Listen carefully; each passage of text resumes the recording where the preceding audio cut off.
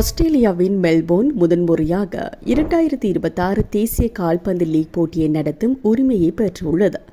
இது மெல்போர்னில் உள்ள MCGயில் உள்ளது. மைதானத்தில் கிரிக்கெட் போட்டியை நடத்த அனைத்து ஏற்பாடுகளும் செய்யப்பட்டுள்ளதாக அதிகாரிகள் தெரிவித்தனர். 8 வழக்கமான போட்டி சீசன்கள் திட்டமிடப்பட்டுள்ளதாகவும் அவர்கள் குறிப்பிட்டனர். NFL இன்டர்நேஷனல் கிட்டத்தட்ட 3 ஆண்டுகளாக ஆஸ்திரேலியாவில் ஒரு அலுவலகத்தை நடத்தி வருகிறது. மேலும் அங்கு நிகழ்வை நடத்துவதில் பணியாற்றி வருவதாக கூறப்படுகிறது.